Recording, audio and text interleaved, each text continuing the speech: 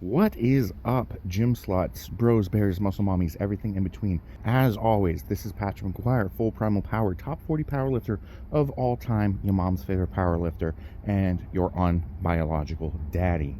Today, we have a deadlift day. Now, earlier this week, recap of the past couple episodes, we headed out to Elite FTS out in London, Ohio, and we had a pretty heavy bench day. 2x3 at 500 or 505, so I guess I went off program by 5 pounds. But what's 5 pounds among friends? And then we had a pretty significant squat day where we squatted 755 for a 1x5, and that was not yesterday but the day before.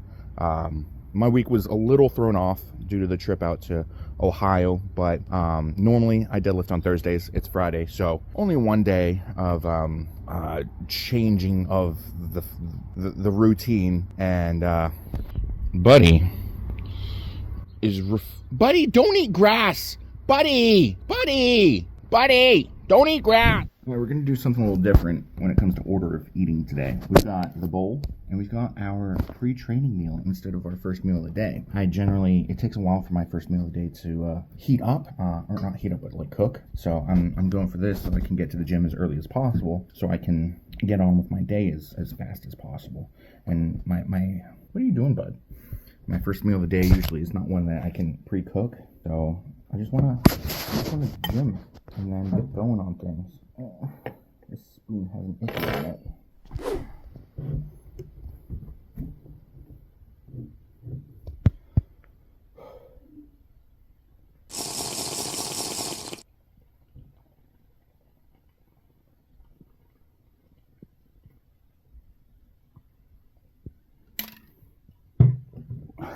All right, we are finally on our way to the gym, and by we, I mean Buddy and I. Finally third or fourth person speaker going on. So I ate that meal and I was getting ready to come or go to the gym, and my landlord started berating me. They were like, oh my goodness, the cleaner is coming and the kitchen is a mess. And I'm sitting there like, I specifically use one bowl and one cup because I don't like cleaning up after people, and it's like irrefutable proof that I do not make a mess because I have my one bowl and one cup that I use. So no one can argue that I make a mess. And obviously they're like, fuck that logic, you make a mess, you have to clean all of this up. So I have to find a new existence arrangements because I'm not welcome in the area that I'm supposed to live in. So I've been using the larger kitchen that is more than just a hot plate and a microwave. The alternative is, that's where I'm supposed to live, but my mate who doesn't pay rent has determined that I'm not welcome there. So now I am no longer welcome in either of the spots that I live. So I guess the alternative is to just kick my roommate out since they don't pay rent anyways, which is weird because I'm the one that's unemployed. But yeah, so I'm not in the best mental state right now, and your body can't tell the difference between mental, emotional, and physical stress, and I'm pretty stressed out right now. So I know Buddy's going to stress me out at the gym as well because he's going to just yell at me constantly while I'm lifting, and he needs to be better exposed. Better exposed to other people. What's the phrase where you just socialized? He needs to be better socialized because he's a dingus, and he just yells at everything and everyone that he does not recognize, and we constantly tell him that's not how he makes friends, and he would like to argue that point. So we're going to the gym, hopefully make him a gym dog over the next, I don't know how long, but I cannot have him with me when I'm doing heavy stuff. So luckily we're only going up to 475 for an 8x3 on deadlifts. Do not put your butthole on my shifter, please, sir. Okay, you're putting it on top of my shaker cup. That's even worse. Move your butt. Dog. Stick your face out the window and get your butthole off of my shaker cup. So yeah, I can't, because I'll have that little extra Buddy is here. I have to make sure that Buddy is doing all right and not being a menace and not being a dick and not doing this, not doing that. And I need to not be distracted when I have mid 500s in my hands on bench, or 900 pounds on my back for squats. So luckily we have a light deadlift day today, so he's coming for an adventure. And I don't know if anyone, there is a cutie patootie who does sometimes bring her dog to the gym, and Buddy doesn't know that dog, because that was the dog, the owner of that dog owns a daycare, and we sent Buddy to that daycare for a little bit, so Buddy got to socialize with that. But also he's a dick, so he got kicked out of daycare because he's got a really strong prey drive, and small dogs were no, actually the employees, one of the employees kicked him, so we pulled him out. And it was kind of like a mutual, you're not allowed back here, you're being a Karen. My roommate, I was communicating with the other owner of the gym. I was like, okay, how can I address this? Should we do shorter sessions? What are you yelling at? Should we do shorter sessions? Buddy, no. He was trying to get out of the wind. I was like, do we need to do shorter sessions at the daycare? How do we train him to not wear out his prey drive? And then there was one time that my roommate brought him to the daycare and just started berating the living shit out of the employees, and he got kicked out for that reason. So there are signs. There have always been signs that my roommate needs to get kicked out of places. My living space being one of them. And I keep getting told. So the thing is I have trouble. She has nowhere else to go. So if she does not live with me, she will be homeless. And I struggle with the knowledge that they will be homeless. And a lot of people have been like, they're a grown adult. They need to be able to solve their own problems. They're 31. If they can't figure this shit out by now, they might as well be homeless. And I struggle accepting that I will be part of the cause of them being homeless. So, ambulances. But anyways, that's where my head is at. Buddy has fallen down in his seat no less than 20 times in this short drive. But I do have a seatbelt on him, so he can't jump out of the window, and also he can't jump into my lap. And also, if we do happen to get into a vehicular collision, he will be as safe as possible. So always put your dogs in seatbelts. If you have to put children in a booster seat, put your dog in a seatbelt. It was like $5 at PetSmart. Really not that difficult to use. So we're at the gym. We're gonna train, and bada bing, bada boom. I don't have a silly rhyme that goes with that. We're gonna get big. We're gonna get strong. We're gonna deadlift. Let's go, boys. What's up, Bubs? Are you angry? That's an angry face. Spit on my asshole and call it Swampy Boys. We had a deadlift day today. So we had an 8x3 at 475 pounds. We did 474 because normally I make sure that I'm doing, like, if it's 475, I do like the kilo conversion doesn't really work that way, so it's like 479 or something. But after squats the other day, I was assessing my readiness, if that is a term that we use still. I was assessing like where I was at when it came to making sure that I was prepared, and how my fatigue level, and listening to my body, and how all that shenanigans goes. So I was like, I still feel kind of trashed from squats. So the closest weight, it was it was either 479 or 474, so we did 474. So we started off the day with our thoracic spine extended dumbbell, chest supported dumbbell rows. Those are good and well, gets blood flowing to the upper body. I just realized I forgot to do the other part of my pre-fatigue work, which is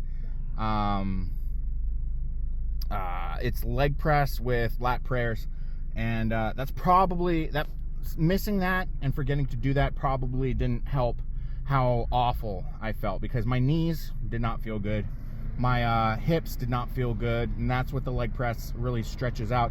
It's a 4x3 paused leg press, and I only use 2 plates because I really let the tension go to 0 at the bottom and let the weight press down into me so I can get a good stretch. Like you see all those PT trainers in like the NBA warm-ups and stuff, they're helping their athletes get primed and ready, and they're pressing into their hips and stuff, making sure that they are nice and limber, and that's what the leg press does for me. Sorry about the audio quality. I got all the windows open because Buddy, it's hot in the car, and I didn't want Buddy to overheat, and he wants to stick his head out of the window.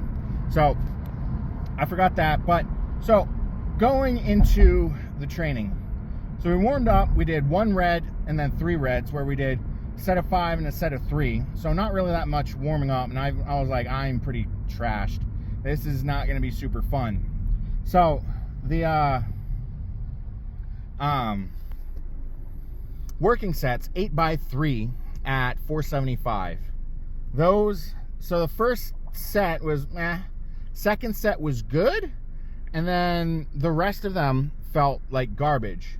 Whereas like set 3 was and then set 4, my lower back was like getting a pretty big pump, and I'm like, that's not good. That means that I'm still not recovered from squats, and also this is a bit of volume, and something's not going right with this deadlift right now. So I tried to focus more on the latter half of things, because it felt like the first rep was the worst rep, and then the second and third rep were a little bit better, and the bar was also rolling on me, which means that I was not having a consistent enough setup to be nice and strong. So we were doing more adaptation to the shenanigans and having to finagle ourselves around the bar and how everything was going, instead of actually performing the movement as intended. So we had more of an adaptation day than a strength building day today when it came to performing the deadlift. So set 5, 6, and 7, they were really, I slowed them down a bit, and I was like, let's focus a bit on making sure the lockout was nice and clean, nice and crispy, and good to go. And then the 8th set, I forgot to brace my core on the 3rd rep, and that did not feel good on my lower back. So we took a little extra time stripping the bar afterwards, and I mean, I do that whenever I do high volume deadlifts. It takes me a while to strip the bar because you get that lower back pump, and the bar is down low, and so the lower back pump doesn't really help you get that bar stripped in a timely manner. And but I was alone in the gym. I had Buddy with me, and people came in on occasionally, and after I was done stripping the bar, the homies started trickling in, and it was all about the Buddy show at that point. Making sure that Buddy was on good terms with everyone, making sure that he's learning about gym etiquette, where he's not bugging people while they're lifting. And then also he started trying to steal, there was a girl in the gym, he kept stealing her extra scrunchie 3 times. Each time I would take it from him, and he would give it to me with no fuss. He was giving it to me no fuss, but he would immediately go and steal it again. So I had to there's a bit of trust there where I let him roam free, but I've got the leash attached to him, so that if need be, I can step on that and control him a little bit. But after he was being a little bit of a dick-headed thief, he got put into a tethered prison, which was close by to me. And yeah, so The accessories, we did prone adductions, supersetted with goblet squats, and those are pretty good. Buddy was more concerned with me doing goblet squats than prone hip adductions for some reason. I don't know why, but he was my little helper on those, giving me all the motivation. He actually helped keep me accountable when it came to doing the timed rest periods, because if I started to get on the little later half, he would yell at me, and I was like, okay, let me go on, I'm good. Yep. So that was cool and unexpected benefits of having Buddy with me. I'll probably keep bringing him on lighter days like this. Probably not on squat days, though. If I have a light squat day, I probably won't bring him. But if I'm at the gym early again, like I was today, then we can probably proceed as planned with that. Proceed with caution. And then we finished off with calves. I mean, calves are calves. I got my new Crocs. They look like adult shoes. So I've been running into a little bit of slippage on the calves, the calf raises. But I got these brand new shoes, and the grippiness was good, and it had a good flex to it. So I felt like I got a little bit better of a pump when it came to doing calves today, which is super fantastic, and I was super happy about that. And maybe one of these days I'll have actually larger calves than like a toddler. So that was training day today. I'm gonna find something to eat or eat some food, figure it out, because it's a little later than I wanted it to be, just because we got into a little bit of procrastination, doing a little bit of Buddy handling and making sure that he was being a good boy and everything, and so I got a little bit distracted, and so we're gonna see what we got for food. It is deadlift day, and we have a little bit of a caveat to our nutrition on deadlift days, where after we deadlift, we are allowed to have our free meal or deflux meal, or these days it's almost like there's more names for a meal, an unstructured meal, than there are pronouns in the world. Refeed, deflux, free, cheat, whatever. Refeed, or did I say that already? I don't know. High carb. I don't know. Oh, that sounded disgusting. I have to get an oil change in my car soon, but it's like every time I go over a bump, I feel like my bumper's getting hit. So it's either a suspension issue or tire pressure issue, but my tire pressure gauge isn't going off, so it sounds expensive. But I'll meet you guys later. I said I was going to meet you with food, and then 4 hours passed, and I finally got food. We are at Chengdu Kitchen, best Chinese food in Manchester, New Hampshire. We've got some food. We got crab rangoon, and we've got some General Tso's chicken. So let me try and set this up for you guys. Yes, we are on the trunk of my car. I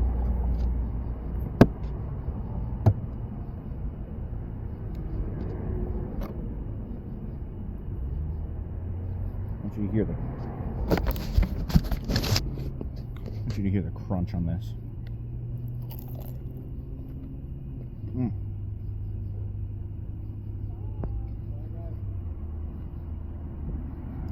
Oh.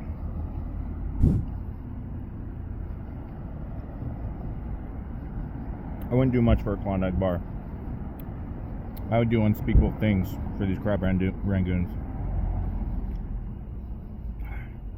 I'd probably even date your mom again.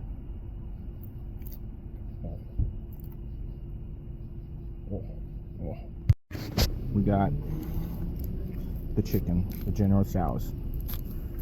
It's either this or sesame, depending on how spicy you're feeling.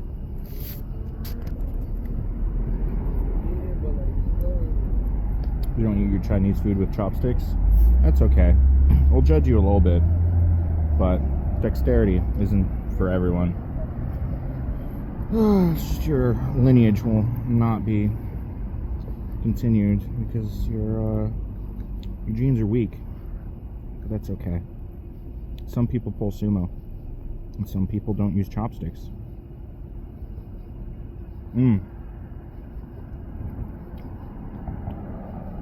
Last time I got their sesame chicken. I got their General Tso's chat. So this time you see it's very red. There's a lot of spice going on there. My boat hole is not going to thank me for this, but I don't know if you guys can hear it. Let me try and.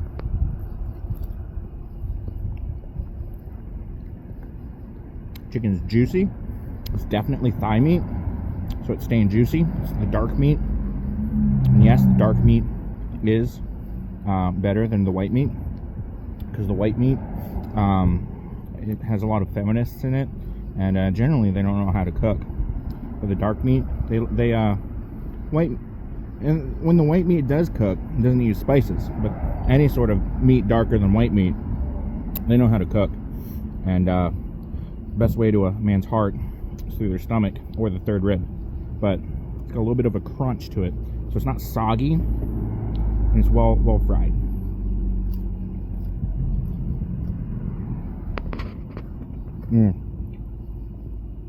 I hope you heard that crunch. So good. So good. But for real though, don't date white women. Which is kind of funny, because the only people who will be offended by that statement are white women. Anyone who's married to a white woman, I'll just be like, yeah, you're right. There's a bunch of overprivileged children with extra entitlement. Everyone else is cool though. Stay woke, yo. Pussies. So I'm doing Uber Eats right now, right? And I'm gonna give you guys a rundown in a minute, but I just had an experience. So Manchester is well known for what was it, being a heroin capital of the world or something like that. There's a lot of drugs in Manchester, and certain parts of Manchester are not so good, and then the rest of Manchester is bougie, super rich white people, right? So I'm making an Uber Eats delivery, and it says pull into this parking lot of an apartment complex, and I'm like, okay. And right at the entrance, I see someone walking out, and if you've ever done Uber Eats, you know, sometimes the customer is actually paying attention, and they notice when you're close by, and they walk out, and they're like, hey, my delivery? And you're like, I got your delivery, and bada bing, bada boom, everything's happy, everything's kosher, everything's good, right? This was not one of those. See, up until this point, I had believed that the trope of a crackhead offering to suck dick for money or transportation was a movie character archetype or cinema archetype or television character plot device, right? No, this crackhead had probably every other tooth, and she was falling out of her shirt. Me thinking perhaps this is my delivery, I open my windows and I'm like, are you Sam? And then she goes, are you driving to Nashua? You think I could bum a ride to Nashua? And I'm like, this is not my delivery. I was like, oh, sorry, no, I'm doing Uber Eats. I have to get going. And then I see in the corner of my eye the actual person that I'm delivering to further down in the parking lot. And I'm like, ah. So the crackhead was in a minivan and with the trunk up, just hanging out waiting for someone to come and bring them to Nashua. Now, I give everyone the benefit of the doubt. So I'm questioning. She has a car. Why can't she drive it to Nashua? Maybe she doesn't have gas. If she has a car, why can't she sell it for more crack? I don't know.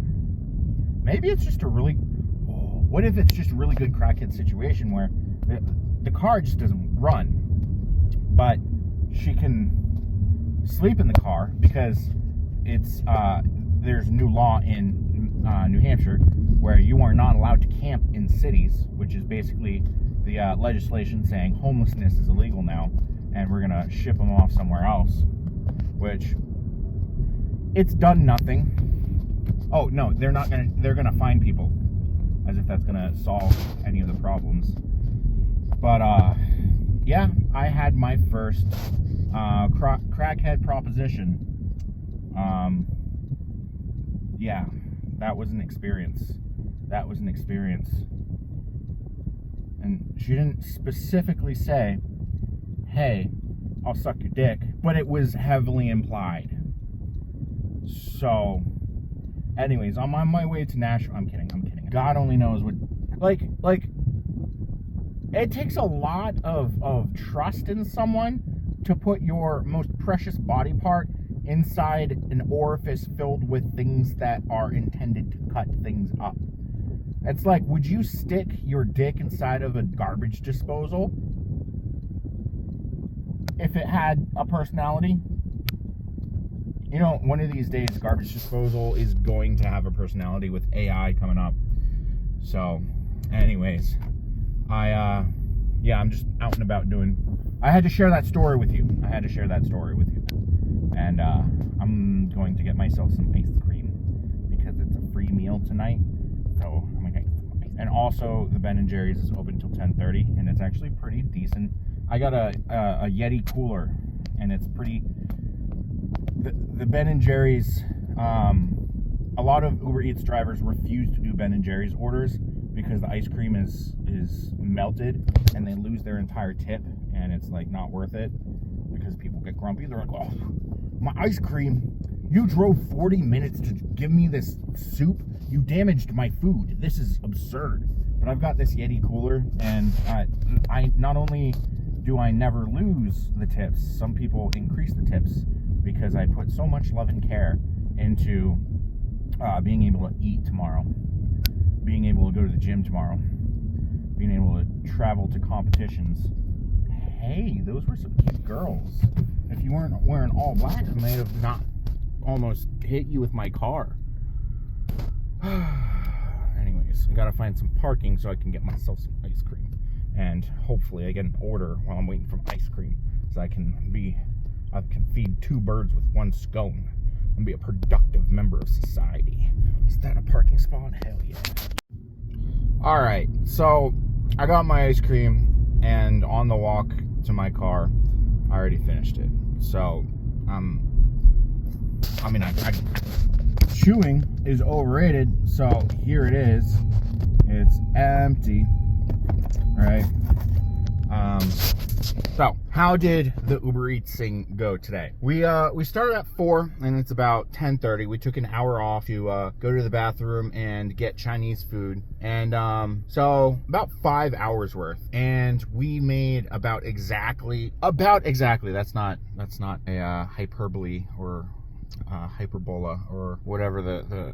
I got my degree in math, not English. Fuck off. Exaggeration? No. What is the actual English term for what I am doing right now? It's called procrastinating and getting off on a tangent because ADHD.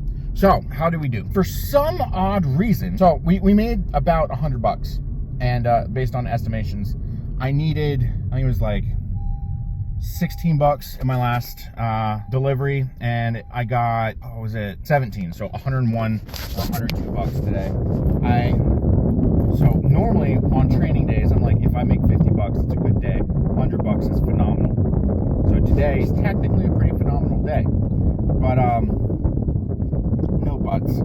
So we worked 5 hours, made 100 bucks, 20 bucks an hour, which unheard of for me, honestly, except for when I first started doing Uber Eats, when they try to get you hooked with really good orders all the time, and then suddenly they all disappear, and they're like, ha, just kidding. You don't make 25 bucks an hour anymore. You now make 6. And then you learn how to actually advocate for yourself, and you go up to like 14 or 15. Which, I mean, it's not too bad. That's before taxes. Not that they take taxes out, so I'm going to be pretty screwed when it comes to tax season. So I got an order down to Derry, New Hampshire, which is about 2 towns south of Manchester. And then I got a pretty good order to Litchfield. And Litchfield, if you know anything about, it's not next to Derry, but it's the restaurant was in Derry, and then it brought me to Litchfield, and then I got a order from Litchfield back up to Manchester. Now, usually when I'm sorting through all of the orders that I'm doing, I'm like, all right, I want at least $1 per mile. I'll take nothing less than $7. So you can see there was one $8 and one $7.99, because I was a little bold today. I was like, let's pop it up to $8 today, because we're feeling good about ourselves. Not that like influences how anything goes at all whatsoever. So I kept noticing, I was like, so this order from Derry is bringing me to Litchfield, and then this Litchfield order is bringing me to Manchester. And I'm like, this is absolutely unheard of. Usually I go to Derry, and then it basically tells me to go fuck myself, and I fuck right off. And then it like, I end up having to drive back, which is like a 10-15 minute drive, 15-20 minute drive, was being honest. And so it was, well, there's Derry and there's Londonderry, and they're like right next to each other. Make that confusing for out of towners, why don't you? And the Derry order brought me right past the Londonderry Red Arrow, and I was like, oh man, I'm not gonna get any orders, because why would anyone order anything in Derry? And I can pick up an egg sandwich or two at the Red Arrow in Londonderry. And then lo and behold, that did not happen. And then I kept getting orders that brought me to areas that I actually want to be, because like the whole game plan is you can take a good order, but you have to justify pretty much every order. So like $1 per mile, you also get time. So you want to make sure that if you get like something over 20, that you're going, like if you get something that's over an hour to drive, or like close to an hour, you want to make sure it's over like 25 plus. So like a $29 order for an hour's worth of driving, yeah, you're probably going to end up making, what's 29 divided by 2? That is just under 15 bucks an hour. I mean, it's one of those, it's a guaranteed about 15 bucks an hour, versus sitting and being like, I really hope I get a bunch of good orders. So it's like the opportunity cost of a lot of things going on there. So we ended up making about 20 bucks an hour, because each of these orders was like 15, 16 bucks, and it just kept sending me where I wanted to go, where the hot spot was still, because you can get orders and they'll deliver you somewhere, and then you'll be out of market, and then you have to get back into the market, and you're losing time where you could be getting orders driving back to the market, where, I mean, you're going to get, as you get back into the market, you're going to get all the orders that everyone just said, no thank you, this is stupid. And then you get a little more, where it was like those like really long orders where it's like, it's technically worth it, but no. That's where that zone is, where it's like you don't get anything there, and then suddenly you get bombarded by shitty orders, and then you park yourself right next to a restaurant, and then suddenly you get an order that's actually worth it for you to pick your shit up and go to. So I usually try to aim for 20 bucks an hour. Never happened before, but I guess we actually fulfilled our goals for the day. So I took that time to I got my dinner, which was the Chinese food, and my dessert, which was ice cream, because it was a treat yourself deadlift day. So that's pretty much all I have for you boys today. I hope you guys enjoyed the video. Someone mentioned that you could probably get more views, more interaction and whatnot posting about Uber Eats and DoorDash than you do powerlifting, which, I mean, that's factual. So I'm gonna give you guys a little bit more as to what's going on, and hopefully it doesn't pull me out of the YouTube algorithm niche that I've developed over the past 8 years on this platform. It took me 8 years to get monetized. So if you're considering making a YouTube channel, it took me 8 years. Yeah, it doesn't happen overnight. So actually it did happen overnight. I had one video that popped off. But you got to develop the skill set. Otherwise, you can't replicate it, and otherwise, you're not going to be able to keep up. You're not going to be able to have it be sustainable because you have no idea what you did, like me. So, anyways, I'm gonna go to bed. What else? What else do you want from me? I'm gonna go on sleepy time. Sleepy time, Patrick. Like, comment, subscribe. Bye bye.